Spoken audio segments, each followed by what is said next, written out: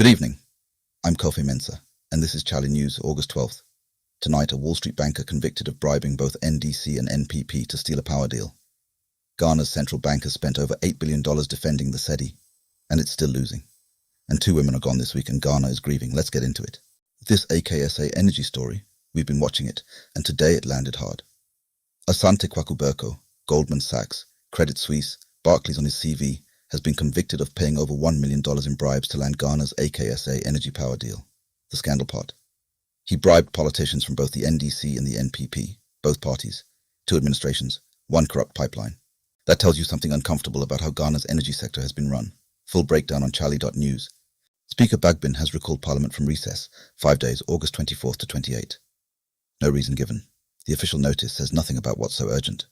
With AKSA, the Cedi row, and the Adamus mining dispute all unresolved, you have to wonder what's coming. Speaking of Adamus, the mining company is now publicly calling the revocation of its Nzima gold mine leases an abuse of power. They say the lands minister violated every procedure in the Minerals and Mining Act. Legal action is coming. The government hasn't responded, and remember, Chinese nationals were reportedly on site within 24 hours of that revocation. Let that sink in. On the money side, the Bank of Ghana has spent $8.2 billion defending the Cedi since January. Plans to spend up to $1 billion more in August alone. And the Cedi has still lost over 10% against the dollar this year. At some point, you have to ask, what exactly is the strategy here? The budget picture isn't prettier. Ghana missed its first half 2026 revenue target by 1.37 billion Ghanaian cedis. The Institute for Fiscal Studies is warning that freezing arrears and cutting capital projects could choke the recovery. Government hasn't responded yet. Full breakdown on chale.news.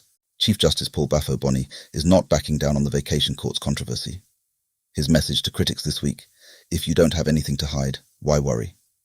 His most direct shot yet at the NPP and the Ghana Bar Association, whose constitutional challenge is still pending at the Supreme Court.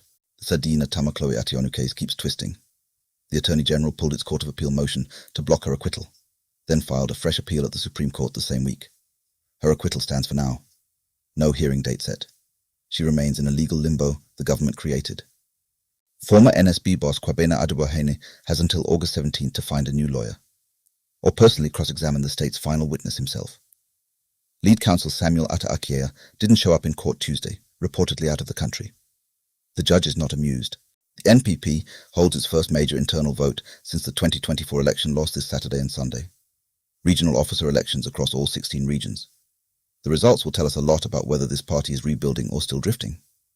When xenophobic attacks displaced hundreds of Ghanaians in South Africa earlier this year, it was the Church of Pentecost, not the Ghana High Commission, that sheltered and fed roughly 500 of them for 2 months. Foreign Affairs Minister Ablakwa formally thanked the church this week on behalf of President Mahama. Over 1,600 Ghanaians have been evacuated. No reintegration support announced. Back home, Bono Region is boiling. Over 500 people marched in Berekum on Tuesday against Galamsey, just hours after a similar protest in Atroni. Residents petitioned President Mahama directly, saying regional authorities have failed them. Government has not responded. Rough news for the Black Stars. Kamaldeen Sulemana tore the medial collateral ligament in his left knee just 10 minutes into Atalanta's pre-season friendly. Up to 3 months out, which means he misses Ghana's AFCON 2027 qualifier campaign in September and October. Painful timing. The Black Queens face Ivory Coast in Casablanca on Thursday in a single-match playoff for a Women's World Cup spot. Coach Kim Lars Björkegren says he feels no pressure at all. Lose and Ghana's campaign is over. We'll see Thursday. Ghana is mourning 2 women this week, and both losses deserve a moment. A November 2025 interview with Juliana Titiati-Tsikata has gone viral since her death on August 11th, footage in which she described losing her newborn son before starting chemotherapy, 8 rounds of chemo in Ghana, a bone marrow transplant in India, and the times she nearly gave up. A story of extraordinary courage Ghana is only fully learning now. Content creator Sexxy Vida collapsed at her workplace and was pronounced dead on arrival at hospital, pregnant with her 10th child. Broadcaster Delay paid tribute in Twice's 2 women. 1 week. Ghana is hurting. That's your August 12th evening digest. Chale, it has been a heavy day.